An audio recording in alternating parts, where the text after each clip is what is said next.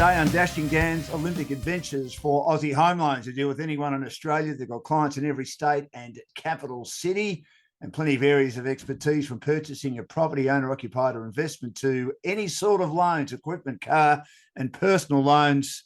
Well, he's a great of the Australian Olympic team, a great of rowing, because he competed in 4 Olympic Games. He won 3 gold medals and a silver medal. It's a darn good effort. And, of course, he managed to win medals in, of course, the Oarsome Foursome in 1996. He won a gold medal in the Coxless pairs in 2004 and 2008, and a silver again in the Coxless fours in 2012. And in between, and we'll get to this, he was some chance of representing Australia in another sport. But we'll let you just sit on the edge of your seats, and we'll ask you, or we'll ask him very soon what that sport was. But he actually did pretty well in that sport when he took a bit of a break from rowing before going back to rowing. Drew Ginn, welcome to the program. Great to have you with us. Thanks, Dan. Great to be here. And mate, what an introduction that was. I feel like I've been set up here on a pedestal. It's exciting to be here and good to be able to chat to you about not only my career, but also the career of the athletes that I was involved with over the years. And I know you've had a chance to chat to James Tompkins as well. So looking forward to the conversation. It was a great career. Do you look back and think, wow? Mate, it's actually interesting. I find myself regularly thinking it's someone else's life or someone else's sporting career. And what I preface here is, when you're a young kid at 10, 11 years of age and you watch the Olympic Games on TV, I remember watching Debbie Flintoff-King in the 88 Olympic Games around 12 years of age. I remember watching that going, cool, wouldn't that be amazing to do? Never thinking it was possible. Then as your teenage years go by, you get involved in rowing, and then you have this experience, which is 16 years, and then you come out the other side of it and you look back and you go, that was almost someone else. Like someone else doing that, having that experience. I think I messaged you in a note as to my thing about the Oarsome Foursome was, it's almost like the Oarsome Foursome was hero. They were my heroes, and I looked up to them. And then you get a chance to actually be in the boat with them. So I feel like it was a gift. It was almost like the best Christmas present ever, to be able to not only row with them, but also have a career that I've had, which has been extraordinary. Yeah. Do you think, though, you're playing down how good you were? Because and I'm fast forwarding a bit here, Andrew Cooper retires. You finished school in 1992. Now, I do know this, that James was involved in the Scotch College crew as a coach, James Tompkins. He was the coach. One of the coaches, Laurie Malcolm, with Laurie Malcolm, Paul McGann. Okay. So you're in obviously in good hands there. They've seen something in you, incredibly, by the age of 20, when Andrew Cooper retires. You're in with the Oarsome Foursome. I mean, how did that happen so quickly? So you must have had ability from someone who 3 years earlier was in the head of the river with Scotch College. Yeah, I got lucky. Timing. It's a bit of timing in this. I mean, I don't question that I was like James and Nick and Mike and Coops. Like, you've got some physical talent, so that's not lost on me. But if I hadn't have been coached by James, Laurie and Paul through that sort of year 12 year at Scotch, and if I had, my dad hadn't sent me to boarding school for 4 years. Like, I was sent to boarding school, basically South Gippsland kid growing up in Inverloch, getting into a fair bit of trouble. So Dad was like, right, I've made a commitment to your mum. We're going to send you to boarding school. So if all that hadn't happened, then I don't know that I actually would have made it. So talent alone doesn't do it, as we know. But it was one of those just unbelievable things. I remember watching James. I walked into the boat shed one day at school. I actually didn't know who he was. Sean Evans was the stroke of the crew that I rowed in the year 12 year. And I remember walking through the sheds and seeing this guy rowing the ergo, and he was just unbelievable at what he was doing. And I was like, I had no idea. I was like, I've just seen the scores on the screen. By the time I walked outside, I turned to Sean and I said, who's that? And he goes, James Tompkins, one of the best rowers in the world. And I was like, what? And so, it's one of those sort of pinch me moments as a young kid to actually see athletes like that and, get exposed to them. And, to go on to have the career is, as I say, it's a gift. That's for sure. So I'm humble about it, because rowing's about team, and I'm humble about it because I just know that so many coaches and athletes that I rowed with contribute to your success. It's not what you do individually. That's for sure. He's now one of your best mates, Drew. He is. We've known each other since 1991 now. Yeah. And you've had a lot of success together, of course, in the pairs, which we'll get to shortly. Why rowing? Did you fall into it, or was it something you liked to do as soon as you saw it? Dan, this is how do I describe this? I have to acknowledge two people. Doug Galbraith was a boarding house master at school who very early on said, "You're tall, you should give rowing a go." And I basically said rowing was for meatheads. So I've never lived that down as to comment. But it was actually Bram McLeod, who was a maths teacher who persisted over weeks and weeks and weeks to sort of go, yeah, would you consider rowing? And indulge for a second here on the story. But Bram basically took me down to the boat sheds. He was an adventure teacher. Maths class, I was not great in maths, but I was okay. But he was one of those teachers who just cared about all his students.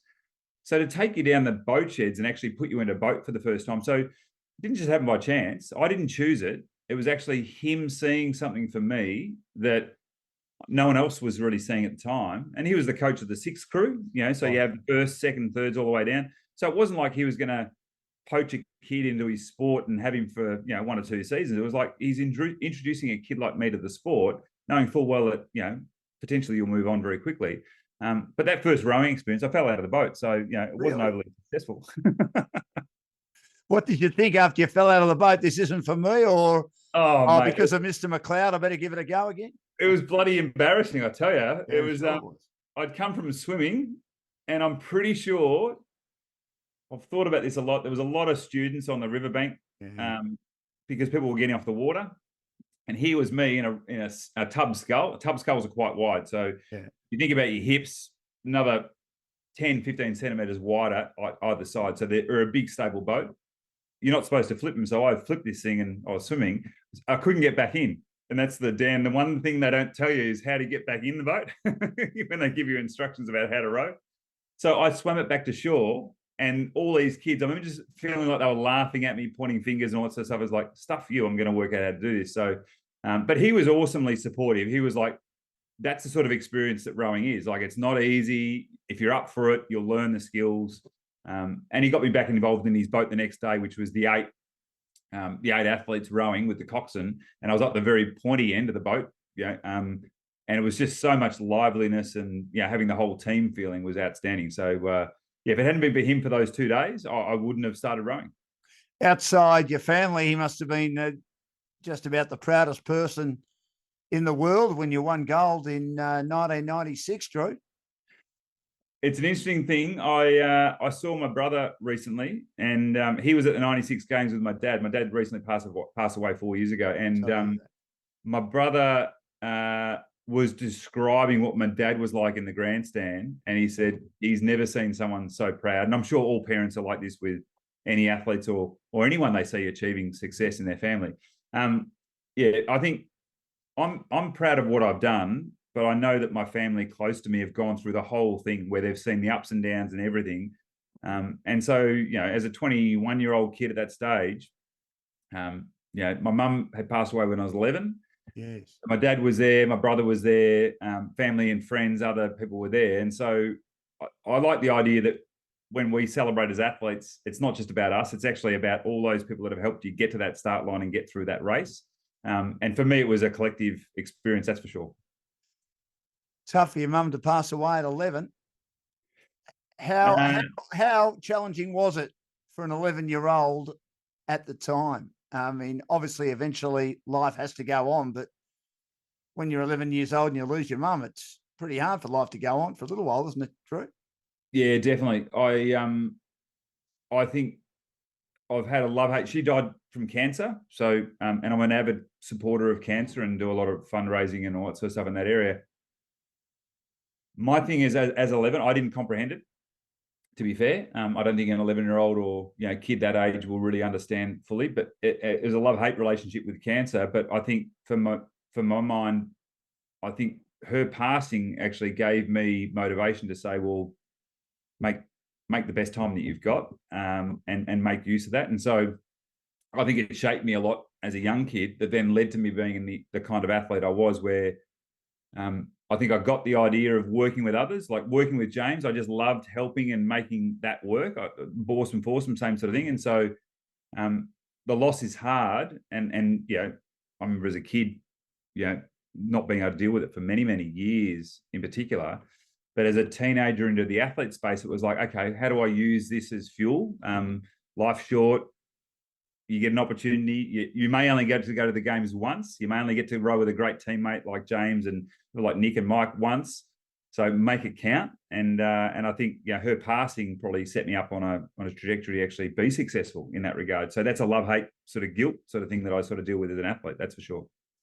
Triple Olympic gold medalist Drew Ginn's my guest on Dashing Dan's Olympic Adventures for Aussie Home Loans, who deal with anyone in Australia, and they've got over 25 lenders on their panel. So you go to 1996, you're a lot younger than James, Mike, and a few years younger than Nick.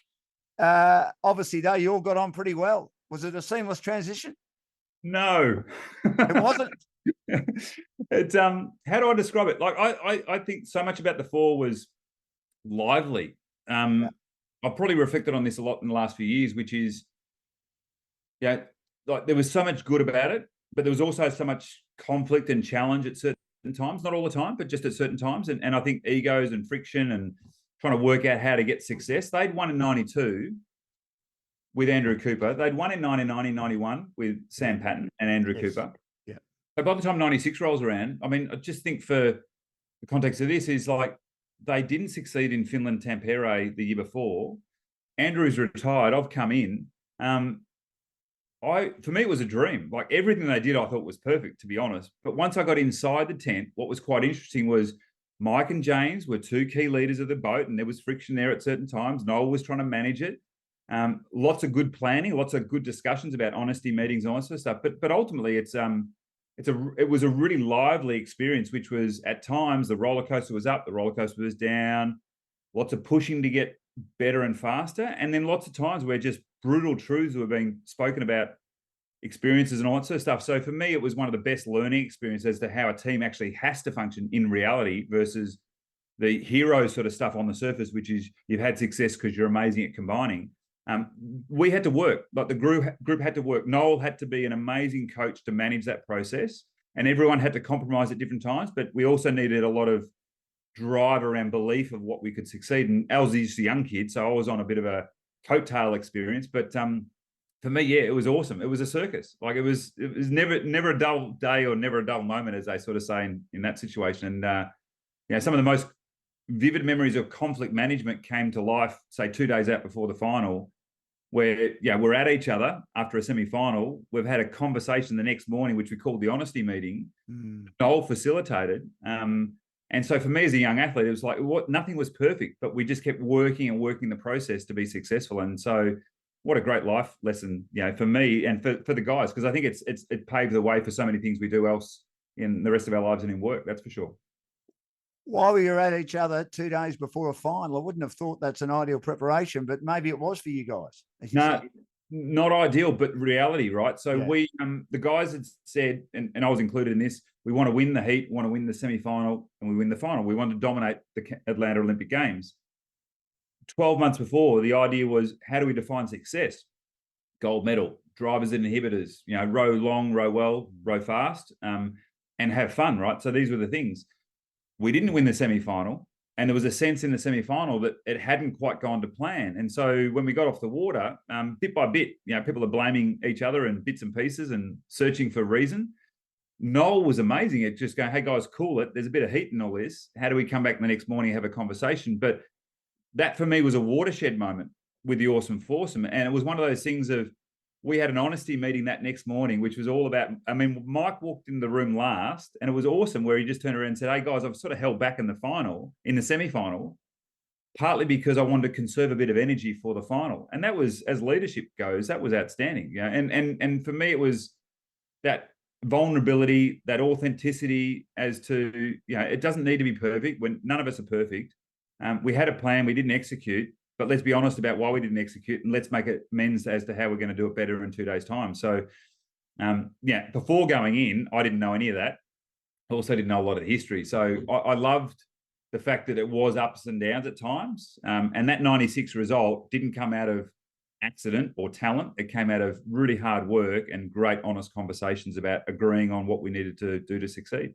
Noel must have been a great man manager. I mean, James had him as coach for a long, long time, and you obviously had him as coach as well. What made him a great man manager?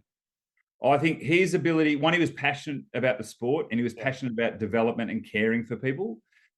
He would be so patient with people and athletes. We would get off the water and you could have a 90-minute, 2-hour debrief on a rowing session, and Noel would hang in there as a coach to facilitate that conversation because he thought, okay, this is important to do today. So his patience was good. His vision was good. Like, he always sort of had that sense of, how do we get these guys harmonizing to an endpoint in their careers in the stage of the event? And he'd spend time with each one of us. So I was 20 years of age and he was indulging me with all the passions of a 20-year-old. The other end of the scale, he's got Mike and James, who have been with him for a long, long time. So different, but he's indulging them and managing them, as to James is carefree and laid back and talented. Mike's aggressive and determined and competitive. And so his ability to work with different styles of athletes, but in the four, and I'm sure it was tiring as well, but his ability to hold that group together, I think it was amazing. I've seen only a few coaches do that really well in rowing, and Noel sort of stands up there with Chris O'Brien, my other coach, as to doing that skill really well. Once you had the honesty meeting, did you feel that you were pretty right for the final? You could win it? Yeah. I hadn't won a gold medal before, and my sense, Dan, was I sat in that room and it was we're in Dahlonega, and it was a college in Dahlonega, South Georgia kind of thing, in Atlanta. And it was a downstairs room. And I remember when Mike spoke, and then James and Nick sort of chimed in and said, well, if you've got more to give, we've definitely got more to give, kind of thing, was the way I remember it. Mate, I'm 21 years of age, and I was just like, okay, the weight of the world lifted off my shoulders, and it was almost like, far out. I mean, I can use expletives here, but this is happening, right? These guys, I believe in them.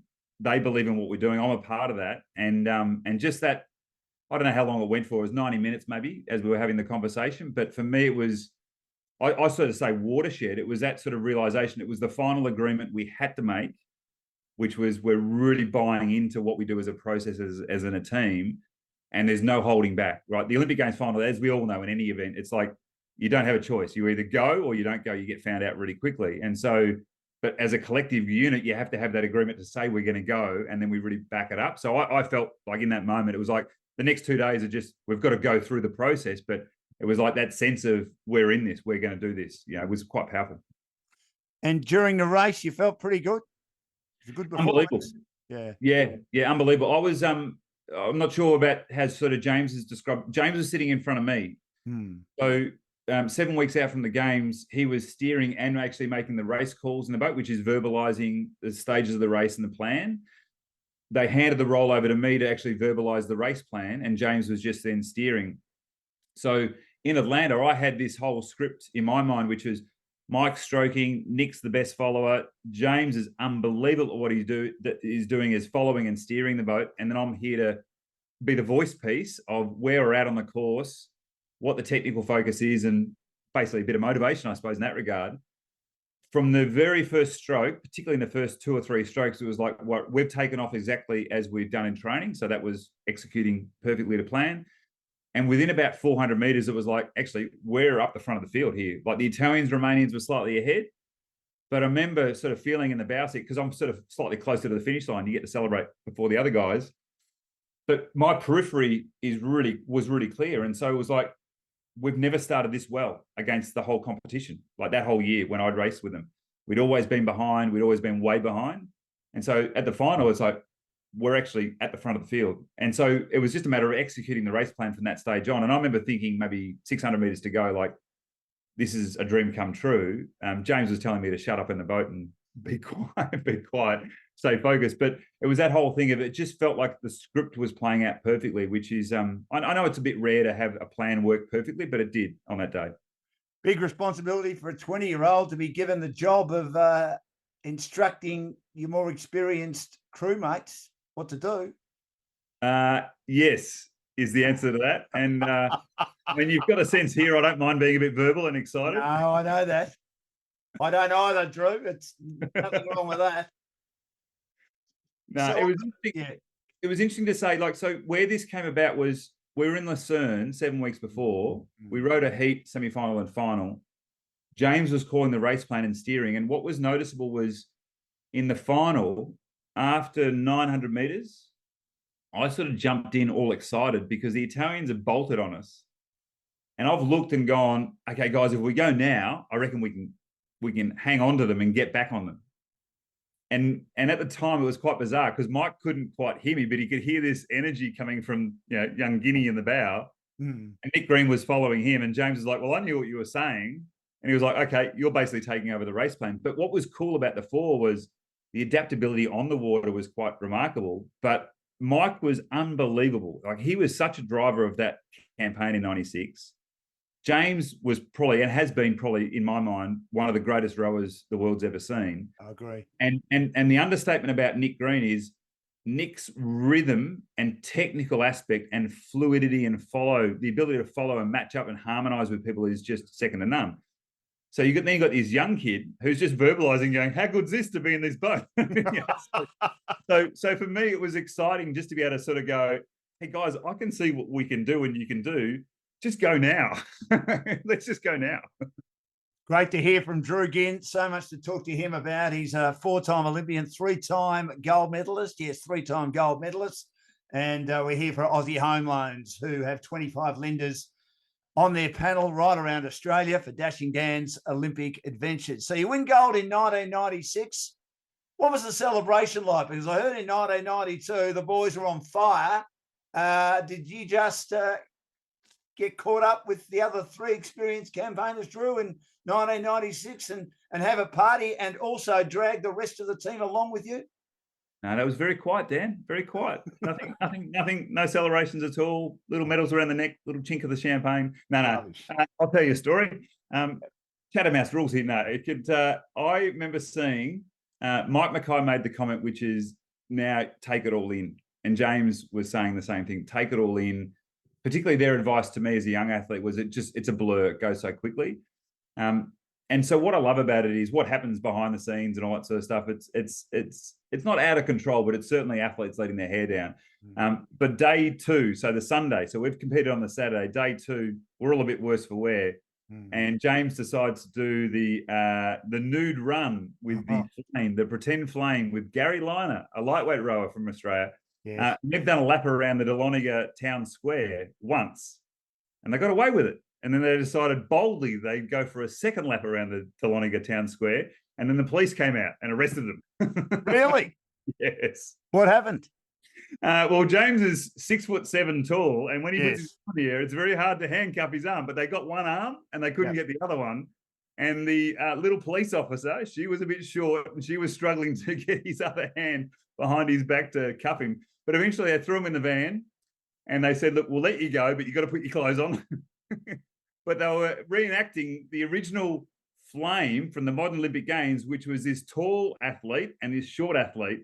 And Gary was a short athlete, James was a tall athlete, and they're running around with the pretend flame. So there's all that sort of stuff that happens around the games. But I think, Dan, the one for me is the athletes really respect the history of the games. And so the athletes want to celebrate, particularly if they've had success. But even if they haven't had success, it's just that it's that ability to enjoy that moment of coming together as a bunch of athletes, not just from your own country, but from others. And so everyone lets their hair down, but generally it's pretty respectful. But it's a pretty wild week for a week. Like we finish in the first week. The water polo players finish in the second week, and they're trying to cram in a whole week of celebrations into one night, which is just, you can imagine what that's like. Yeah, out of control, no doubt. The hockey players are the same, aren't they? I mean, they start the first night and they end the last day. So that's right. And then let's be fair, Moneghetti, or the marathon runners, I use the Moneghetti effect. He's preparing for the whole 2 weeks to run the marathon at the end. He gets basically one night to enjoy himself. And because of what he's done in his training, one beer would knock him over. So we're just going to be really mindful as to, there's always different experiences going on at the Olympic Games. Absolutely. Now, Drew, obviously you'd won one in 96. You had the taste for another one, a gold medal in 2000, but it wasn't in the fours. It ended up being the pairs. Tell us about that story. Yeah, so, well, actually go back a slight step. So 2004 was the gold in Athens. Yeah. the 2000 experience was James and I trying to That's get right. to Yeah. the games, and I had an injury. But tell you, like the Athens experience was quite amazing with James and I. Like, so that had been 8 years of training and preparing, working through the mishap of Sydney. He went on with Matthew Long, like, and I love the idea of just remembering all the athletes who have been a part of these sort of experiences. Matthew Long was an unbelievable rower who was reserved for the national team and rode with James, who got a bronze in Sydney Home Olympic Games. So 8 years later, we're in Athens, and James and I was almost like, you know, we've been waiting all this time to actually go and row the pair the way we wanted to row it. We had a World Championships the year before in Milan where we won, and the Brits were very dominant at that stage, and we knocked them off, and we got to go to the Athens Games. But for me, just I think the one that typifies it is the experience of rowing towards the finish line with James. He stopped moments before the finish line, and we started then celebrating as we crossed the finish line. And our coach, Chris O'Brien, at the time had sort of gone, you know, guys, row through the finish line. And I pulled him back into my lap and I said, what were you thinking? He had his birthday 2 days before and he just turned 37. He was like, mate, just turned 37, just wanted to take it all in. And I was like, oh, what are you talking about? You know, and so, but I also think James thought that was his last games, right? And you've spoken to him, and he went on to 43 years of age. You know, so this is extraordinary as to how long he kept in the sport for. Longevity, probably second to none. But that Athens experience was really cool because it was it was bittersweet missing out on Sydney. Like everyone can appreciate that. And even though he had a result and performed, but to be back there in the pair was just outstanding. How bad was your back injury? I mean, I'll go back a step because obviously you've won gold in the fours in 96. You then started competing in the pairs. You were with Mike in 98 in the world champs. And then you were with James in the pairs in 99. And then obviously the back injury occurred. Why were you with Mike in 98 and then James in 99? Yeah, good question. So Mike and I had rowed together late 95 and the 96 period, and James and Nick were rowing together. So basically what happens in the rowing is there'll be two pairs. They come together as the four. When Noel was coaching us, what he'd do is he'd often swap the pairs around. So we worked with the other combination and made sure we're all working and moving the same way. So I go to 97 World Championships. All the guys have a year off. Nick didn't end up making it back. He tried to. But James and Mike definitely came back. And so by the time 98 rolled around, it was like, well, Mike and I will continue doing what we were doing in 96. By this stage, James and Nick were rowing a pair and it was going pretty well. And we did the World Championships, but Mike and I then competed against those guys in the pairs. They got the Cox pair, we got the straight pair. We rowed a Cox four together because we actually didn't get the four selected, the straight four, which is Coxless, at the 98 Worlds in Cologne. Between Cologne and the next World Championships, what had happened was back home, we sort of went, okay, Mike and I aren't going to row together anymore. Nick's now retired. James and I sort of said, well, how about we give it a go to see if we can actually make a better combination and if we can make a better four. That was the intent originally. We didn't get the four going any better. Mike tried a few different crewmates. The four wasn't working, but James and I were going really well in the pair. And because we'd gone so well, the selector said, hey, look, you're flying in Australia. Why don't we put you in the pair for the World Championships? So within 1 year, I've gone from rowing with Mike at the World Championships, silver, to then James at the next year. So, and it was a difficult conversation, you can imagine, with Mike going, loved rowing with you, but it's not working. We're trying to do the four, but here's the pair. The effective thing that happened in that year was James and I went really, really well. We still thought the four might work. We came home, we tried the four, it still wasn't getting there. The Sydney guys with Bo Hansen, Jeff and James Stewart and Ben Dobble were flying with Tim McLaren. They were outstanding. And we could never get on terms of knocking them off. And so as a result, the selectors had no choice not to pick us. I got injured. So your question about me as injury was I ruptured the disc in my back 11 weeks out in the gym the first time. I then rehabbed on the way through. And then eventually in Lucerne, 7 weeks out from the Olympic Games, I ruptured the disc in my back again and eventually had surgery. So it was obviously very disappointing, bittersweet, as you said. I mean, how tough was it watching James and Longy row in the pairs that you were meant to be in with your great mate, James Tompkins, in Sydney, a home Olympics? Yeah, I think anyone would appreciate this.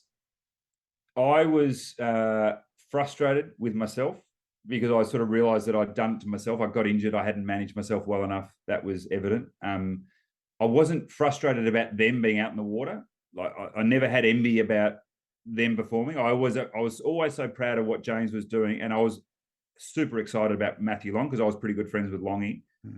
And I remember watching the race, like 600 meters out, when the crews came to us and they were in fourth place, and a guy called Zach Kirkham and I were standing on the sidelines. And the grandstand on the I think the southern side started at the 500 meter mark, and so we sort of jogged up as the race was coming through, and then all of a sudden we realised they were coming fourth, and we were sort of going, "Geez, they've really got to get moving here." And this just sort of typifies how my focus was on just willing them, wanting them to succeed. Like you miss out, you're frustrated, you're disappointed, you're pissed off at yourself, but actually you're excited by seeing them perform. And so we jumped over this little white chain security fence, which wasn't great security.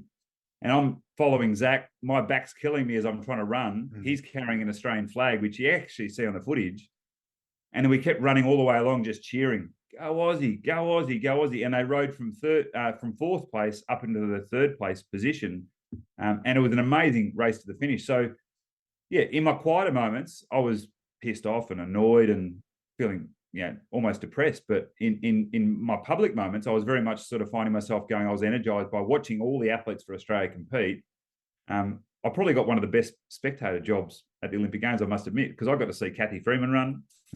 Got to see women's beach volleyball player win with Kerry Pottas and Natalie Cook. And so while I was missing out, I was actually gaining in that regard, and to see Matthew Long and James, go so well, I was actually really proud of. So, and I think that's the thing about rowing.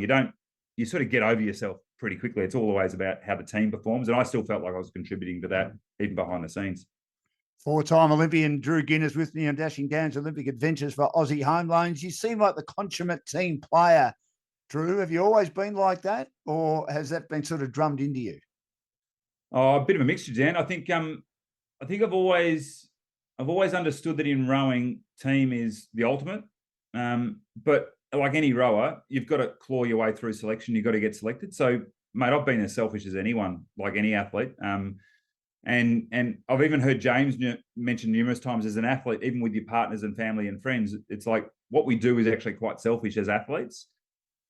The rowing experience is actually all about team. So I remember jumping in the boat for the first time at school, the Brown McLeod experience, into an 8, and realizing how important team is.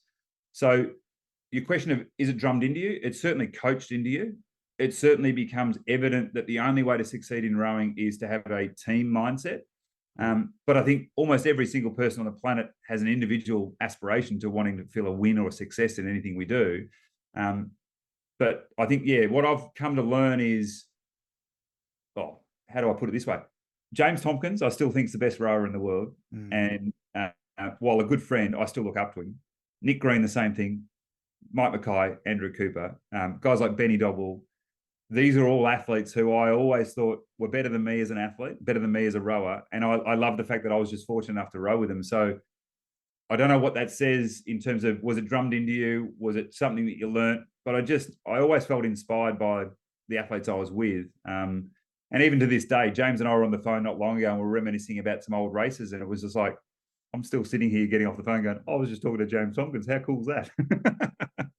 And we got to do what we got to do together, And so I'm 10 years his junior. But, and for me, like anything, team is what drives the world. When we work together with people, we get better outcomes. And rowing is just a sport that shows that out, I think, really evidently. You won the same number of gold medals as James Tompkins, but you don't see yourself as an equal to him. No.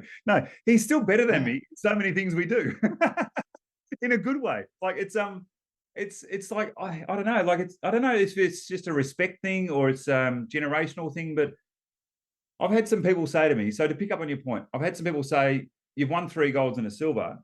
Like that version of that seems to be that you're one of the more successful athletes in rowing in Australia. And I go, I hadn't even thought of it. Like it's not, for me, I look at James as, it's a bit like a Matthew Pinson in Great Britain or a Steve Redgrave. I look at him and go, they're the Doynians of rowing. In fact, I know that I get contacted because people want to understand about how guys like James and Mike and Andrew and Nick rode the Oarsome Foursome boat. And I feel privileged to be a facilitator of that kind of conversation, which is, well, I can tell you a bit more about how the 96 crew did it. So I don't feel like an equal. I definitely feel like still the young kid, the student. James used to say this, Dan. We talk through everything he knows, but not everything we know. so, so I've grown up in that space, mate. I'm still just the kid. I could imagine him saying that. Tell me, Drew, did you take part in the SPC ads? Or was it the first time around? You know, yes. You did? Know that I was Pineapple. Oh, Pineapple. Wow. James at the front singing. So my first fruit ad, yes, the gold medal, which is hugely embarrassing, was peaches and apricots and jumping out of the can with Mike and Nick, and James was singing out the front. So that was the first one I did. Yes. Wow.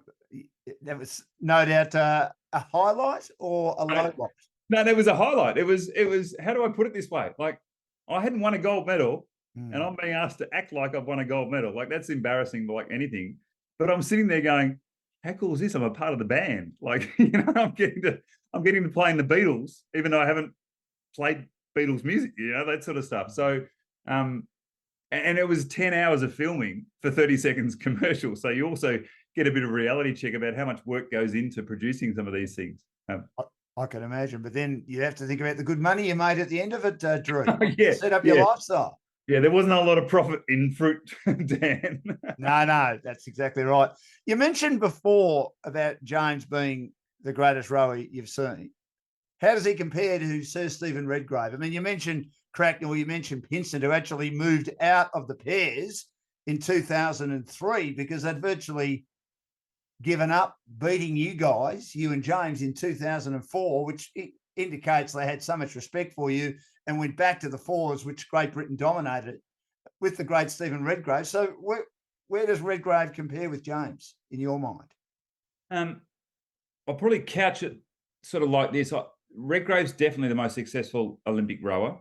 That's not questionable in my mind. I think to do 5 games, 5 gold medals, and for GB rowing, he was largely, with his crew, the only gold medalist in 88, 84, 92 kind of thing. And so that's that level.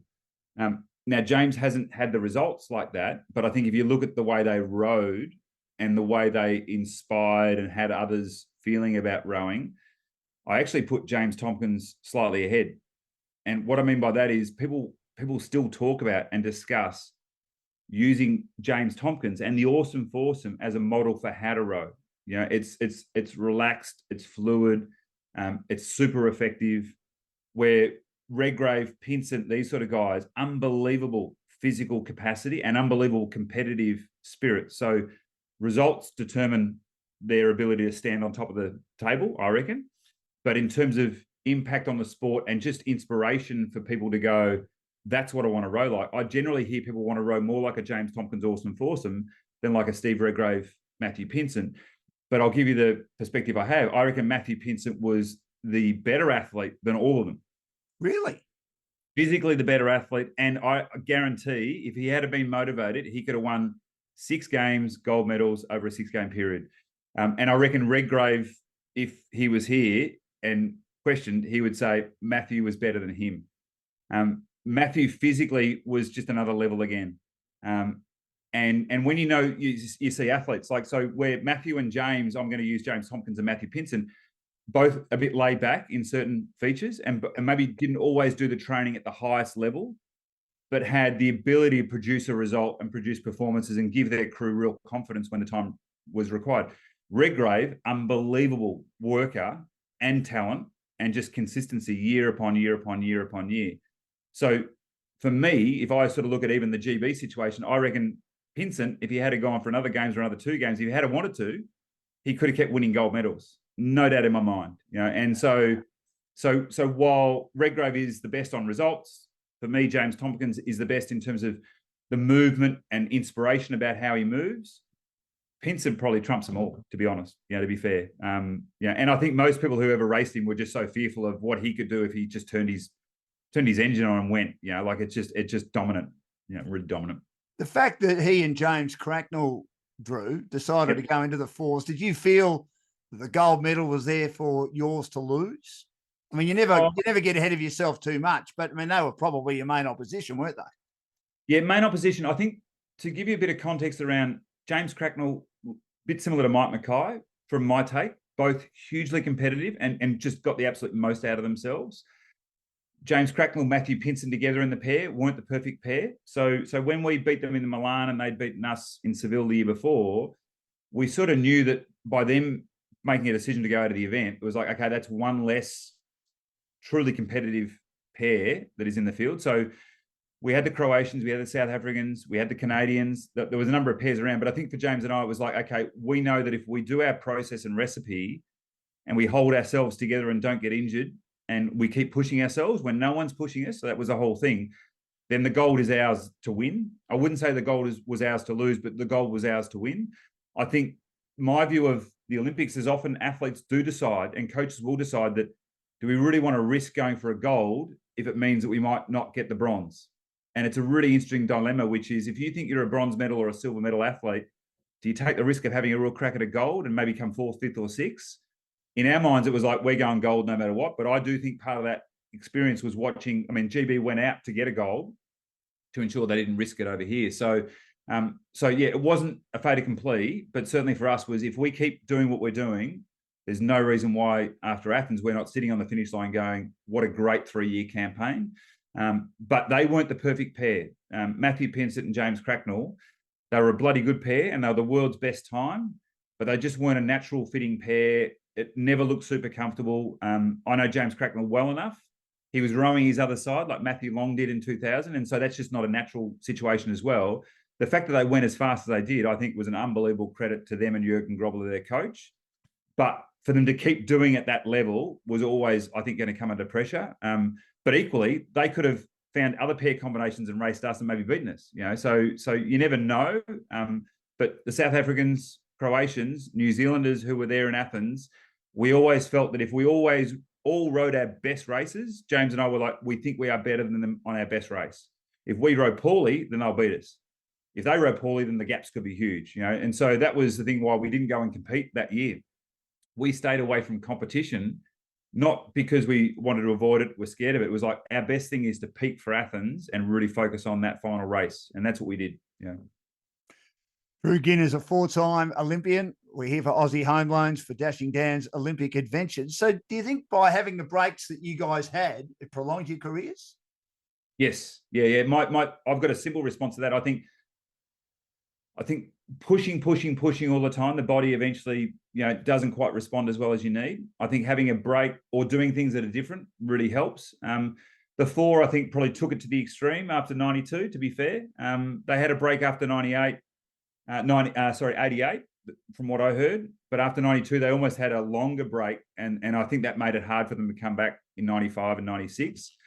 But I think a 12-month or a 6-month refresh or doing different things, I think for a lot of athletes can be really helpful. I mean, history would say the Oarsome Foursome probably had more longevity than most athletes that have had in Australian rowing ever. And they always took time off after the Olympic Games, and they always did things with Noel and eventually, you know, with Chris and other coaches that was a little bit designed to get into the next campaign, not to have success every single year. And so I'm not criticizing the way things get done this day in professional sport and all that sort of stuff, but I think refreshing, letting the body recover, you know, fully resetting, trying new things is helpful. Yeah. So I saw with the 4, definitely my experience, I wouldn't have got through to 37 years of age and if I hadn't had some key times off to recharge, reflect, recalibrate.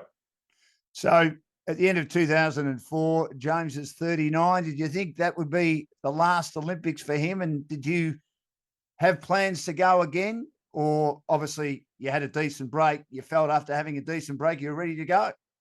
Well, it was interesting. So I was very, in my mind personally, so I was clear that I was having a crack at Beijing. I knew that. I was also, while James and I were finishing off the pair, trying to recruit potentially because I was excited by the idea of doing a 4. And I thought, if James wants to go on, that's awesome. Let's get the very next best athletes in the country, Duncan Free, Bo Hansen. So we actually had a Zoom call. I was living in Port Melbourne at the time, Dan. We had a Zoom call with these guys on the phone, and we were discussing the idea of, hey, look, could we make this happen? Dunks and Bo are in Queensland. James and I are in Melbourne. This has sort of probably been the 4 best athletes in the country, really, in rowing. And there's other athletes that are unbelievably good and at that level. And it's like, hey guys, if we just woke up to this, why wouldn't we try to do this? Now, Bo eventually didn't go on and have another go at the games, and he's had back injuries. Dunks and I then started training together and rowing together as a way to get to this forward. James had a year off, and eventually he and I, had the conversation, which was, well, I'll keep working with Dunks. Let's find the next person. If it's not Bo, it was Sam Conrad at the time. We tried to get a four going. That was the intent.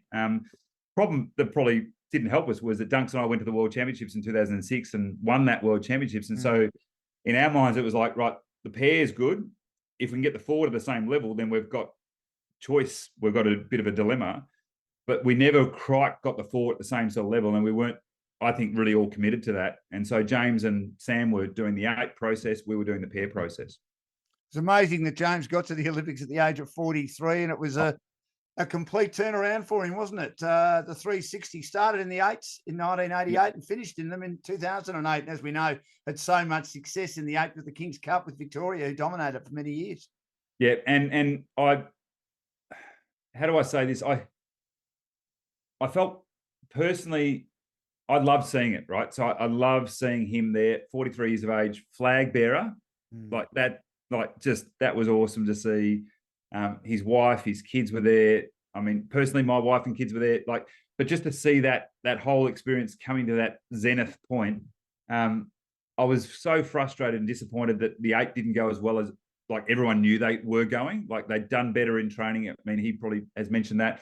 There was a few things that happened, heat row, where steering, all that sort of stuff. But at 43 years of age, the fact that I was watching him, thinking to myself, he's still doing what he's been doing since he was 30. Like, it's just like, for me, we had a sports scientist, Tony Rice, and at one stage, James goes, Ricey, am I the fittest 40-year-old, 41, 42-year-old athlete you've ever seen? And Ricey goes, I've seen some good endurance athletes, James. But in effect, you sort of look and go, there's not many Olympians, there's not many athletes who are at their prime at 43. But what we've now seen is we're seeing a lot of athletes with the right support, with the right opportunities, who can go well into their 40s. So I'm not saying he's rewritten the script on that, but certainly for me, I sort of sat there and said, like, bloody hell, like, he's impressed everyone. He's rowing in the 8. It is full circle. The 8 hasn't quite performed, but I think they could have been together for another 6 months and they might have been top end of the final. The 8s are weird like that. Like, sometimes you just need a little bit more time, a few more races. But I was so proud of him. Bridget, I said to her one day, I'm proud. And she said, you sound like an old man. It's like, he was my coach. He was my teammate. And then to see him still performing at that age, I loved it. Awesome to see him do it. Were you confident going into 2008 with Duncan, considering he was a sculler? Did he have to change the way he rode or not really? I mean, for those that don't know the sport like you, Drew, you might be able to explain to everyone. Yeah. Do you need to change much from being a sculler, where, of course, you're using 2 oars, to being a sweep row, or you just use the 1? Yeah, so to give a bit of an explanation, so the sculling, they're using 2 oars, 1 oar out each side off the hands. Yep. They do it in the single, which is 1 person, 2 people double, 4-person quad. Yep. And then in the sweep rowing, which is 1 oar out each side, we've got 1 oar each. And the oars are almost, just over 3 meters long. Sculling, just under 2.5 meters, thereabouts. You've got the situation where they're in control of both oars, where we're in control of the 1 oar, but we need someone who's rowing out the other side to balance us off. So you have the pair, then you have the 4, and then you have the 8. Lots of adaptation and change for Dunks. We first rowed Ngambie at a national championships. So James was having the birth of his children, the twins, for memory, little Holly and Georgia. And so Bridget's in hospital. He stayed there for that during the nationals part. And so we sort of said, Dunks and I will go out for a row. And he was sculling, and then he jumped in a sweep boat, and physically talented, capable, but it was horrible. It was like his profile, the way he produced power, his platform balance, all that sort of stuff was all over the shop. And I remember sitting there going, like, I know he's really good, because I was pretty good friends with him. I was like, I know he's really good, but this is not showing any signs of potential. But I said to him, if you could just relax and do this and row it like a sweep boat. So it's almost like you row with the arc of the blade in sweep rowing, where the sculling, you're very much center of the boat, and you're producing lots of power in a shorter profile. But Dunks had rowed sweep before. He was adaptable. So he had to learn how to row sweep. but he'd done enough of it that he could. And what I was really impressed by with Dunks was he was just so open to learning. He'd come, bronze medal in 1996 with the quad with Tim McLaren as a coach. Disaster in Athens when they didn't make the final. It was a fourth place, I think, in Sydney. So by the time we've rolled around into Beijing, he's just desperate to have success. So he was so willing to learn whatever he had to learn to row sweep really well, and he invested the time and energy in it. And a bit like James, like 200 centimeters tall. Gee. James is 100 kilograms. James is 200 centimeters tall, 95 kilograms. So these guys are they're unique specimens when you stand beside them. And the big Queenslander, we called him Big Mitts. Very adaptable. Big hands, massive Yeah. So going into that particular race in Beijing, you'd won back-to-back world championships, which again was a mighty effort considering, as you just explained, Duncan had to learn how to sweep row and learn pretty quickly, and you've had success pretty quickly. You must have thought, gee, we're a good chance here. Yeah, I think very good. I think we're in Eton, which was the Olympic course for London. So, 2006, obviously a preparation for London, a bit like what we used with the Sydney Regatta Centre early before 2000. When we raced the Worlds there, it was tailwind conditions, which is really fast. The water starts flowing and you almost get breaking waves down the course. And the New Zealanders have been the dominant crew over a couple of years. And I'd raced the New Zealanders in 2004, so I knew exactly how good they were. Dunks was still learning the craft of sweep rowing, but he was well and truly, going pretty well then. But as soon as we had success, it was like, actually, this is going to be pretty special. Now it's going to be, and this is where the selfishness comes in. It's like, it's going to be pretty special to do a four or do a pair. And how good is it to feel like we're actually setting something great up? And I remember crossing the finish line with Dunks, and I actually made a mistake. I'd actually caught my oar under the rigger of the boat with about 400 meters to go, and we sort of stopped momentarily, and then we got rowing again. And I was like, well, if you can make a mistake like that, and the crew can stop and still get to the finish line ahead of everyone else, it's like you're doing it pretty well. And then to have the next success the next year in Munich, where the margin was ridiculous. And context of this is when James and I won in 99, the way James rode and the way we rode in the pair, we had 7 seconds on the field with 1,500 meters to go in St. Catharines, Canada. And it was like, after the regatta, everyone's going like, we just don't see crews do that sort of stuff. And then in Munich, Dunks and I were so far ahead of the field with 500 meters to go, and it was a really similar thing. So for me, it was almost like, wow, this is a bit of deja vu. Like I'm getting a chance to row with another exceptional athlete, and I'm sitting here in this boat going, bloody hell! Like, so you don't in your mind let yourself ever think that you're going to win the gold in the games, but in your mind you sort of do go, hey, this is heading in the right direction. So it's that sort of feeling of it's trending in the right way. It's exciting. How do we keep the pressure on what we're doing? But the way he rode, the way he adapted and improved in the pair was outstanding. And I think for both those pairs, James and myself and Dunks and myself, it felt like we really set the scene of what pair rowing did with the Kiwi pair who came along and then set a whole bunch of world records in how to approach racing, which was flat out, go as fast as you can all the way down the track, get as far out in front of the field if you can, and don't hesitate, just roll all the way to the finish line. And it's a dominant way of racing that's very hard to compete against. You're a multiple world champion, 3 of the 5 disciplines in sweep rowing. And of course, I mentioned 3 gold medals in Olympics. Most people, when I ask this question about world championship gold medals or Olympic gold medals, they say the Olympics. Are you the same? Was that true? Or it depends on what you're describing. So, I'm Olympics are the pinnacle. That's not a question of mine. But what I do want to say is the experience of how you row the boat or you perform holds a very special place. So 96, outstanding, gold medal, unbelievable, Olympic Games, childhood dream. But I have the 2 vivid memories in rowing, which was 99 World Championships and 2007 World Championships, which I sort of find myself holding those performances up as high as any other Olympic campaign. But the Olympic experience of winning gold trumps everything, right? That's being at the Olympics trumps everything. But those performances felt like they were as good as I experienced in a boat. You're in flow state. your teamwork, your feeling of harmony, the boat really being on top of the water, never getting bogged down. I probably can't go past the two performances. But yeah, the games tops everything, but the performances are different. And I think the games brings out a pressure that often you don't do your best rowing in a final at the games. Often you don't do your best rowing at the Olympic Games or your best performances. I don't see many world's best or world records being set at Olympic Games, Dan. I often see the best dealing with pressure.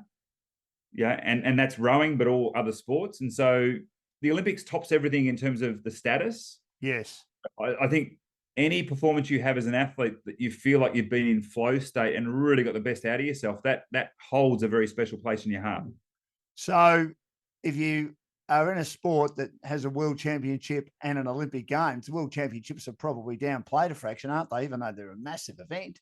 They are definitely downplayed in terms of status. But that's the point I'm making is I think sometimes we do performances where you sort of look and go, it's not the games, it's not the worlds, it's not the hierarchy of events. It's like that performance felt unbelievable. And that's sort of what you go to bed at night and you sort of find yourself going, oh, 99 St. Catherine's. You sort of have these sort of thoughts pop into your head rarely, but just when they pop into your head, it's almost like it's the experience of being in a team or rowing together or executing in your execution. And then you realize it's like, I'm focusing on that, not the status of the event. And so the games as a status trumps, definitely. World Championships are next down. And that's in a lot of sports. But I think you'll find for a lot of athletes, there's still unique performances, irrespective of the status of the event, where they go, oh, that holds a special place. And so, how do I say this? If I had gone to one games experience, then I'm looking at the games going, the games is it.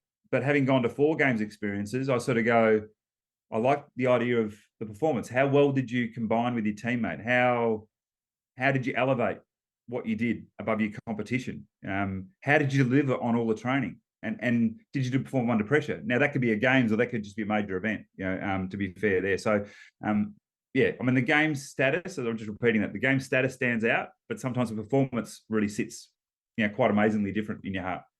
Aussie Home Loans is our sponsor for Dashing Down's Olympic Adventures with Olympic great, one of the all-time greats, superstar Drew Ginn.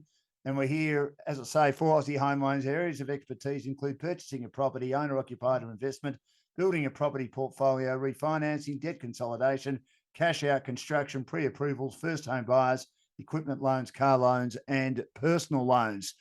So you've won the World Championship in 2009. And in my intro, I said that you got involved in another sport. And for our viewers, that other sport starts with C. It was cycling. Oh, yes. Did you think you might have been a chance of representing Australia because you did well in the Oceania time trial on the road, did you not, Drew Ginn? Oh, Dan. How do I describe this? I did represent my country in cycling, and it wasn't in Oceania cycling. I'll go back a many, many steps. I was a 9-year-old kid and I raced at the BMX championships in Gifu in Japan. Really? Yep. Cameron Mitchell from Shepparton won the world championships racing on a Diamondback bike, and I was racing on a Hutch bike and sponsored by them. So I laugh about the cycling thing. I did have a crack at cycling in a bit of a transition period. I'll give you the story. I went to the Oceania Champs down in New Zealand. Yeah. The Victorian Institute of Sport started doing some testing. John O'Hall was a coach there, triathlon coach. Dave Saunders was the cycling coach. They got excited about, here's this big rower, and I'm not the biggest rower, right? So it was interesting. Like they're going, here's this big rower who's producing power. So on the bike, I'd ridden most of my life. So cycling was always a love of an activity I really enjoyed doing. They then said, okay, to have a crack at trying to be a time trialist or a 4K pursuitist, we're going to go to this Oceania Champs. So I've gone down to New Zealand, right down the bottom of New Zealand, and windswept day. Scott McGrory, who you'd know. Know him well. He's been on our program. Right. So Scott McGrory's there, and he's been teed up that he can help me in the car following on the day. And I knew Scott from the games. And again, he's having a bit of a laugh going, here's this big rower having a go at cycling. It was windswept and Invercargill down south, right? So horrible, windy, cold conditions. And the bike's going sideways. I'm trying to hang on to it. So I've started when I've started. And I'll mention a name here because this is how I know that I was never going to make it in cycling. I finish and I've won the open division. Mm. And then moments later, Scott walks up to me and says, "Hey, Drew, you did really well. Well done on that ride." I'm going, "Thanks, Scott. That's good." And he goes, "You might have got the Oceania spot, which could actually get you onto the national team." I'm going, "Geez, that's pretty exciting." He goes, "Yeah, but there was a rider who went quicker than you today." And I went, "Who was that?" And he goes, "Michael Matthews." Oh, really? So a very young Michael Matthews out of Canberra had come Yes. down and won the under-23 Oceania championships, and he beat me by 2 minutes. So I knew full well on that particular day that my cycling career was here and the real cycling people were up here. So were you, though, serious enough to think that you could maybe represent Australia with enough work, with enough time in the road race, maybe in 2012? Not the road race so much. I suppose where my mind was at. So yes, belief in myself that if given enough time, I think I could learn what I need to learn. Maybe on the track in an individual pursuit, not on the track in a team pursuit, because there's a lot of complication around that. Or in the hour time trial kind of setup on the road, which is very much you just physically going.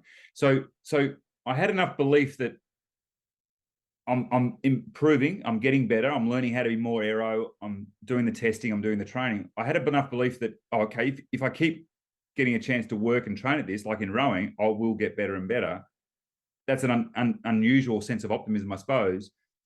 What I was really clear on, the realistic situation was, if I had to do a road race, I had no road racing skills, no road racing now. So I hadn't had enough years of experience of that. So that was clear. I was also big. So reality was, if it goes uphill, I'm out the back door.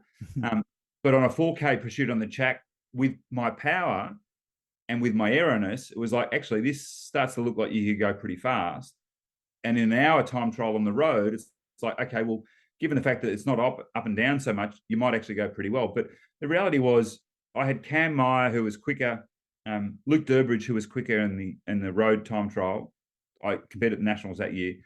I had Michael Matthews knocking me off by 2 minutes. Like I wasn't, in my mind, it was like, I'd love to give this a go long term, but the reality is these guys, even at their young age, under 23s, they were better. And so I would have to lose a lot of body weight. If it was road racing, I'd have to learn a lot of skills that were probably just not going to come my way naturally. But the sport changed. I don't know if you remember this. It went from individual time trial on the track, 4K pursuit, and team pursuit, to then just being team pursuit. So all of a sudden, the team conversation was, well, mate, you're not really a part of this squad and you don't know how to ride a team pursuit. You've got good power, but we don't see you in 2 years' time doing enough to actually make that group. And I was okay with that. But what I learned from cycling and the training specifically was hugely helpful in the lead up to London in the 4, that's for sure. So it was a life lesson. And while I wanted to get there, I wanted to give cycling a real crack. I was actually, really appreciated and enjoyed all the support that I got from people that have helped me out and learned a lot, So do you think if you didn't do some cycling and take a decent break from rowing, you wouldn't have gone back to London for 2012 and go back to where it all started in the 4s? Ooh, very good question, actually. Dan, I haven't been asked that, I don't think, before. And I probably haven't even stopped to think about it. I think if I hadn't have cycled, I wouldn't have been as fit. And I wouldn't have been as motivated and curious about, okay, how do I apply this back into rowing? So maybe the answer is I might not have come back to rowing, to be fair. I don't know the answer, but cycling gave me the bridge to give rowing a go again. And it refreshed me while at the same time doing a lot of training that physiologically tuned me up even further, specifically. So yeah, it's a good point. Like, I might have rowed, but I don't know that I would have rowed and even made the team in London if I hadn't had the cycling period for 18 months, 2 years. Well, you went back to the 4. Why the 4s? And of course, in that team was Josh Dunkley-Smith, some good rowers here, James Chapman and Will Lockwood joining Drew. Yeah, a bit of nostalgia. I always liked the idea. I mean, you heard about the Beijing piece. I like the idea of getting a 4 back on the water again. I always loved how the 4 moved. I loved the history of the 4 in Australia, the competition between GB and Australia. I was rowing with Josh. I'd heard about this kid that was unbelievable. Funny story is I'd rowed with him at club level at a club race, but but I didn't even remember he was in the bow seat. Two young kids straight out of school were sitting in the bow seat, and Josh Dunkley-Smith was one of them. And David Crawshay, who was an Olympic Beijing gold medalist, and myself were down the other end of the boat for Mercantile. And so we remember meeting all these athletes, but we all just basically jumped in on the day and raced. And then I reached out to Josh after I heard he was going really well. And I was like, mate, do you want to give the pair a go? You'd like to go for a row one day? And I reached out to Noel, who was coaching Josh in Canberra. And so then Josh and I started training together. And one unbelievable person, talent, loyal, physiologically unbelievably gifted. And so it was like, okay, start working on this combination, and can we find a 4 combination? And so in my mind, it was like, right, I've got 3 years to see if I'm good enough. Don't know if I am, but am I good enough to find a new pair partner? Am I good enough? And we tried this with Dunks, and again, that guy, Sam Conrad, who we talked about, I was starting to sort of think maybe we might find a new 4 with Josh, Dunks, and Sam Conrad. And Sam got sick, and then Dunks got hit by a car on his bike. And so eventually the whole 4 kept going, but it was almost like this revolving door of athletes who were being trialed and given a go. So there was always a motive of putting a 4 on the table. I was always comfortable personally, which was, am I in it if I'm good enough? If I'm not good enough, I'm not in it. I'm okay with that. But I always felt that Australia could dominate and win the 4 again. That was always my sort of view. And I wanted to, towards the end of my career, be a part of redoing that process and seeing if we could get ourselves back on terms with beating GB, basically. So you got James and Will to join yourself and Josh. Yeah. And an amazing crew. Will Lockwood came through my same school, Scotch College, before I was there for 4 years, boarding school. Will went through there right the way through. James Chapman, I'd seen around the team for many, many years. He was 32 by this stage. Call it a journeyman of the sport. And then Josh and Will were both 23, 24. And I'm now 37, right? So that's a bigger age gap than what I had with the 4. And the imprint of the 4 on me, I think, was really helpful to bring to that crew. We also rode the year before with guys like Nick Purnell and Will Lockwood. Sam Lockwood. Yes. They were really good. And there was a squad of Australian rowers in that period of time who I was always amazed by. But Will was unbelievable, light, nimble, athletic, great rhythm. James Chapman, that is, was so good at just matching up the rhythm and had a really good feel for the boat and a really good understanding of the team dynamics and maturity there. And then Josh and myself. And so I don't think anyone expected us to go so fast. And the day we got put together as our first trials, it flew. And Lyle McCarthy, who was the coach of Kim Brennan, who won gold in Rio, he walked up after the trial, and we're in Penrith. He goes, mate, that looked great even when you paddled off, and it looked fantastic when you raced down the course. And he said, how's all the other 4s felt? And I said, mate, that 4 felt like it clicked and really went. And so straight away we knew once we rode together it was something special. And so it was a matter of then getting through the trialing process and seeing if that was still the 4 that was there. And I love working with those guys. I mean, just to know that Will and Josh, that was the start of their career. And for me, it was the end of my career. And for James, he'd been in that real transition of probably not making the team the first year at the Games in Athens, but reserve. And then being in the team with James Tompkins in Beijing, and then finally the 4 together, winning a silver medal. And I actually remember his dad giving me a hug and saying, thanks for looking after my boy in that year. And, just love that feeling of family and connection. It was really powerful. Were you disappointed you didn't win gold, or silver was a great result to finish it all off? Yes, sitting on the finish line, when you first cross the finish line and you realize that you've put everything into it and you've tried to win gold, we definitely sat there, and I definitely felt, and I know the guys felt this, which was, damn it, we didn't get gold. Disappointed that we gave it our all. We didn't hold back and all that sort of stuff. And it probably took 15, 20 minutes, half an hour after the race to let those emotions go. And Chris O'Brien, our coach, actually made a comment, which was, it almost took until we came together on the pontoon after all the media stuff and all the medal ceremony. And then finally, I don't know if it was Chris or I, we both said something, which is, bloody hell, how good was that campaign? How good was that race? How good was everything we did? And as soon as we said that, particularly the other 3 athletes were like, oh, cool, we can relax and enjoy this. And so it had probably been 45 minutes of not tension, but certainly, not sure about, could we really celebrate and enjoy a silver medal? I now say, and I've reflected on this a lot, Dan, is I look at that campaign with everything that went on and where we were 12 months earlier with a different crew. I'm equally as proud of that campaign than any other gold medal campaign. And so while, you have that tinge of disappointment that you don't get gold when you cross the finish line. More minutes since that race, more hours, more days since that race, I've actually felt super proud about the whole campaign and the guys that we all got to do what we got to do together. And I hold a silver medal up there equal with the gold in that regard. And London produced really big medals, so it's the biggest bit of hardware I've got. Well, were they bigger than the what? How much bigger? Mate, it's like a dinner plate. It is huge. And if you look at the Athens medal, you've got London's like this and the Athens medal's like that. And the Athens medal's a beautiful medal. Yeah. But the London medal is this big chunk of metal. BHP were the sponsors in London, and I reckon they want to outdo everyone. It's like every games. They almost try to get bigger and better every games. But yeah, it's a lot of athletes I think talk about. I think the media sometimes do this where an athlete crosses the line, gets interviewed, 4th place, 3rd place, 2nd place. And often it's almost like, you must be disappointed because you look like you could have won gold. And it's like, you have those moments, but really quickly afterwards, the celebration of the games, just the whole experience tops everything. And we had such a great, I think, experience together as a group. Yeah, and it was very reminiscent of the early days of Oarsome Foursome. Was like the bond you have together and then the connection with family and friends that they all get to share on the journey. That goes past any medal, any result sort of thing. So, and for me in my heart, that, as I say, like it sits up there the same sort of level, that's for sure.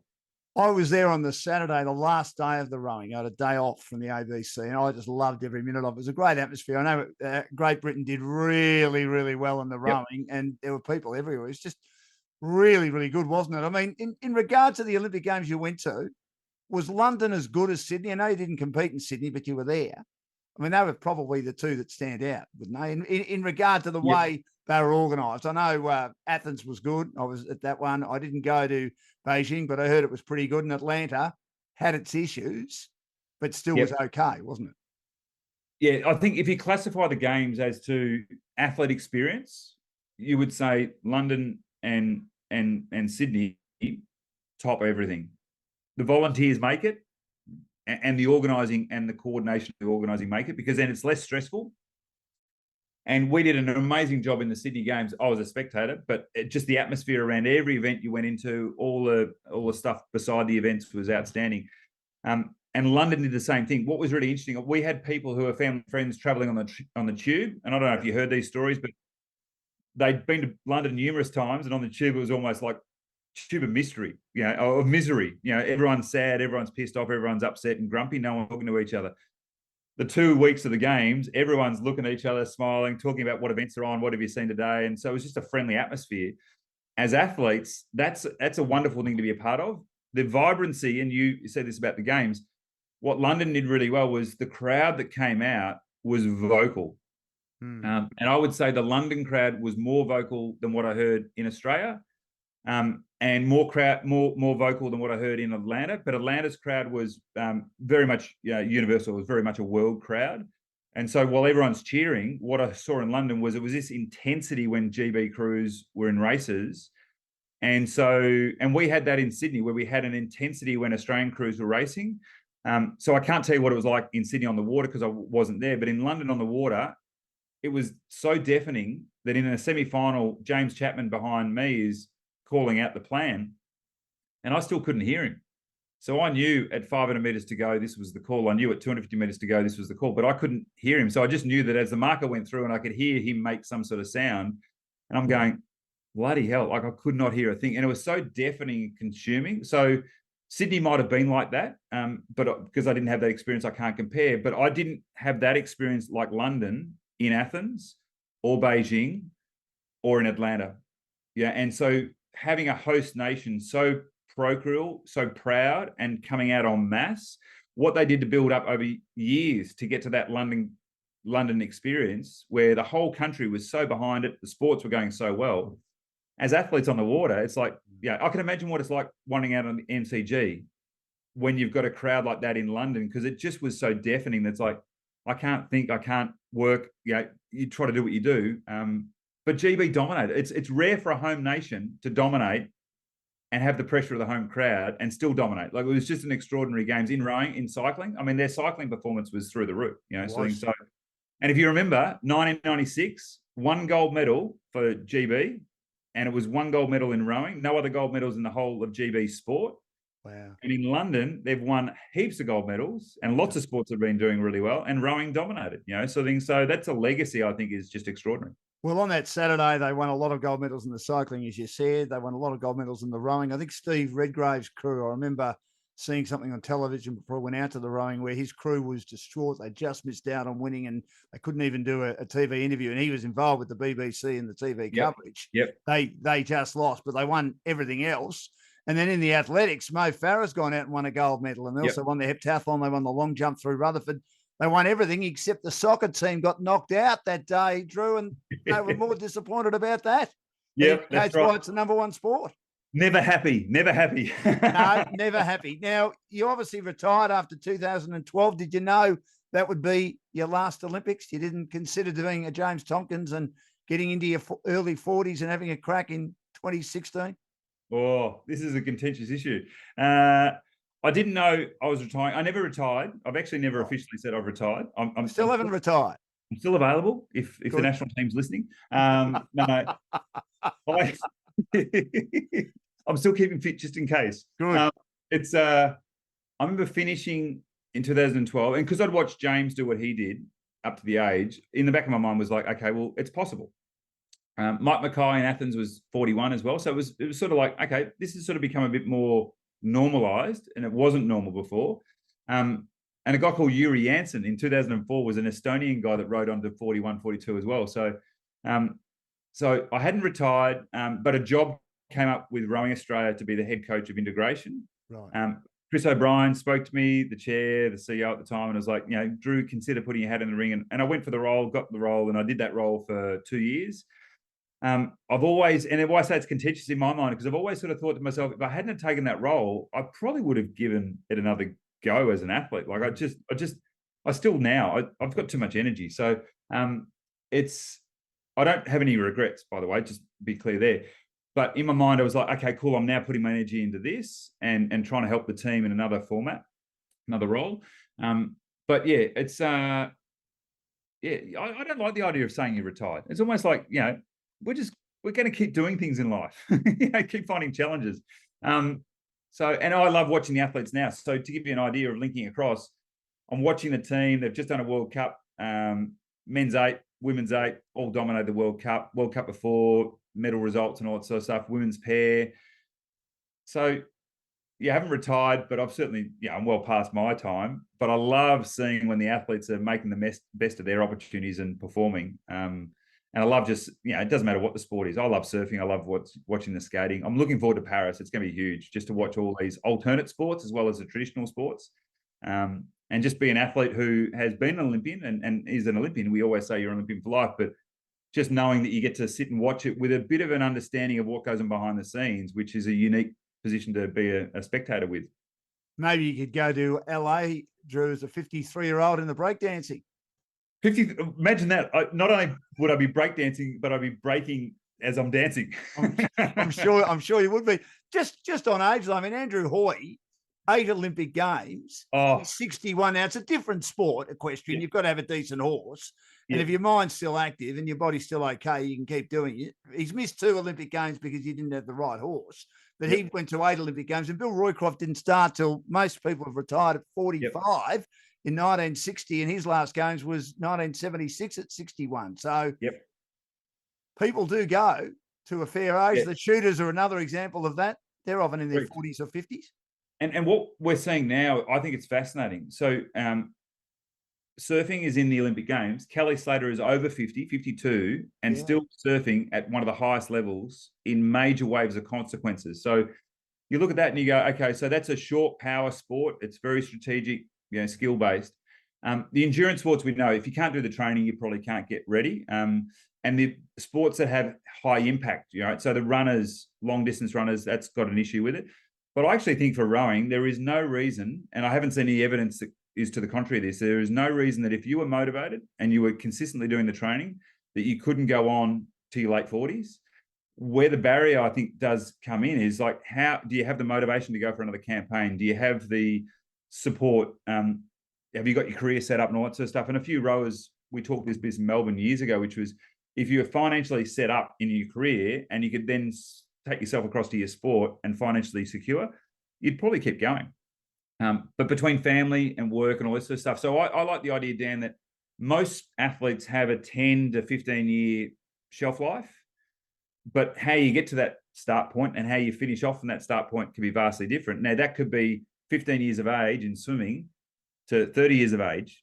Yeah, and it's still sort of the rough time frame. But we also know that, if you're not enjoying the activity, you could be 24 years of age and go, I've done what I've done. I'm not enjoying this anymore, so I'm out. And so for me, if you love it and you're motivated and you're willing to do the training and you're not getting injured, or you're overcoming injury, there's no reason why you can't keep going. I just think this notion of the older athlete declining, yes, I think beyond 50 plus, it starts to happen. There is no issues about it. And Andrew Hoy, they're still strong. They're still powerful. They've still got to manage a horse. A horse is a huge beast. Correct. You can't be thinking I'm less than what I was 15 years ago. You've got to be thinking I'm better than what I was 15 years ago to manage this whole process, I would have thought. Yeah, he's amazing. He's one of only 13 athletes to go to 8 Olympics or more. I mean, that is just an unbelievable performance. Yep. And as I say, he missed out on 2, so he could have gone to 10. But you have to applaud him for that. I applaud you too, Drew. Your back's all right, is it? Back's good. I can touch my toes if I bend my legs. There you go, touching my toes under the chair there. Excellent. Now, I've had 2 back surgeries. Right. And I'd say now I feel like my back's as good as ever. Like time, as long as you look after yourself, I'd sort of have a view that things get better. I surf now. I surf ski paddling has been really good for it. But yeah, when I had the surgeries, I never thought I'd row again. I'd never thought I'd bike ride again, all that sort of stuff. My surgeon Gary Speck always said, stop doing these things. But it's good. And it's just a matter of staying active and healthy in life. I think like so many people who are, your body's, it's getting older, but if you don't use it, it's going to decline, right? And if you don't use it well and look after it, then it declines quicker. So, I don't even think about the surgeries now. I don't even think about the back issues.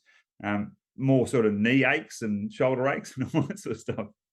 Well, Drew, I appreciate your time. It's been wonderful to catch up with one of the all-time greats, Drew Ginn, who went to 4 Olympic Games, would have been 5, but he was injured for Sydney. He won 3 gold medals and a silver medal in rowing. And, of course, he won a gold medal in the 4s in 1996, a silver medal in the 4s in 2012, and gold medal in the pairs in 2004 and 2008. And we're here for Aussie Home Loans for Dashing Down's Olympic Adventures, who can deal with anyone in Australia. They've got clients in every state and capital city. They do Zoom as well. Their areas of expertise, the purchasing of property, owner-occupied or investment, building a property portfolio, refinancing, debt consolidation, cash out, construction, pre-approvals, first home buyers, equipment loans, car loans, personal loans, any loan you like. And they've got over 25 lenders on their panel. Drew, it's been a pleasure catching up with you. Thanks for your time and enjoy the Olympic Games. Thanks, Dan. Looking forward to it. You go well as well. Thanks, mate.